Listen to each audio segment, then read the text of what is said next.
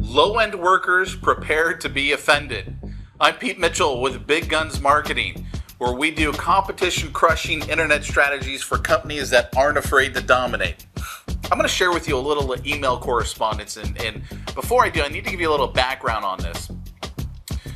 Even though we are a web development company, we are not a web building company, meaning we just build websites. What we do is far more detailed than that and far more comprehensive and makes far more money. We outsource a lot of that work.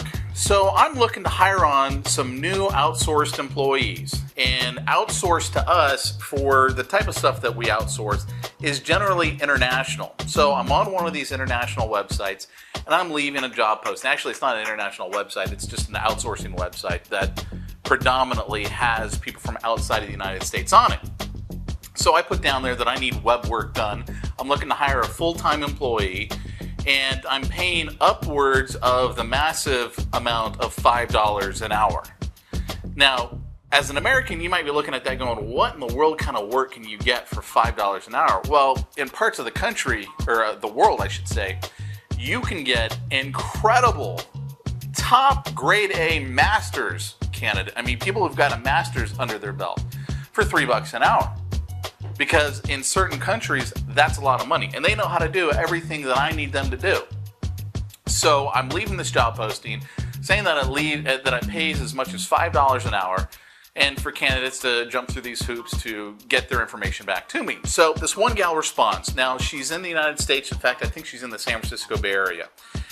And I really enjoyed her letter to me.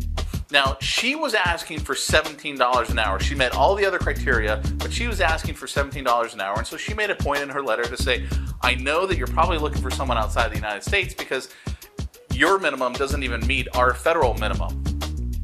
And, but I'm worth every penny of it, blah, blah, blah. And I liked her letter so much that I responded to it. I'm like, you know what? You're absolutely right. I am looking for someone outside of the United States, and I bet you are worth every penny that you're asking. It just doesn't make any financial sense to hire someone at $17 an hour. So I'm not going to read to you her entire email response because she was very polite. But there's one line in here that caught my attention that I had to respond to, and her line was, "It's really sad when American companies cannot afford to support their own country's workers. I understand it's the economy we live in." And I thought about that for a second. I was kind of taken back by it. So I responded and I wrote out this email, and I'll tell you right now, I didn't actually send it. I'll tell you why hopefully in a minute if I remember to talk about that. So my response was, I actually don't see it as America's companies not being able to afford to hire their own country's workers, but rather it just doesn't make financial sense to keep certain jobs in-house. Throughout all of history, jobs are eliminated by new technologies or new strategies. The cotton industry was changed dramatically by Eli Whitney's invention of the cotton gin. Prior to that invention, it took massive man hours to produce cotton in a usable form. After that invention, cotton was finally a viable product. Eli Whitney and his partner charged exorbitant rates to use their machines, so farmers made knockoffs, and to finally compete, Eli had to lower the fee to a reasonable level. As an entrepreneur, to me, it is sad when individuals won't learn a new skill or change what they do in order to bring their value back to the marketplace. Web work is a great example. When the internet was new, you could charge $50,000 for a basic website. Demand was high. Supply, those that could actually do the work, was low. My last site I had built cost $147. The reverse has happened. Now supply is much greater than the demand. For America to continue to dominate economically, we must put off the low-end work to other countries and continue to grow the high-end workers. That is a very unpopular view to the worker that has to adapt to the changing environment, but everyone has to do it or they will be left without any job. The purpose of business isn't to provide jobs to workers, it is to provide income to the owners. Now, I realize that to a lot of people, that is a very unpopular view. But looking here at the web as an example, it's never going to go back to the way that it was. It is now way too easy to outsource these jobs to other countries for dirt cheap. The same might be happening in your industry. I mean, we've seen how certain industries have become commoditized. And that's happening throughout all of the world, not just here in the United States. And you have to differentiate yourself. You have to change who you are and what you do. You've got to bring more value to the marketplace if you want the marketplace to value what you do. That's why at Big Guns Marketing, we're not a web development company. We don't just go out there and actually just develop a website and, hey, give me a couple $100, here's a website. Because anyone can do that. It's too cheap to just build a website.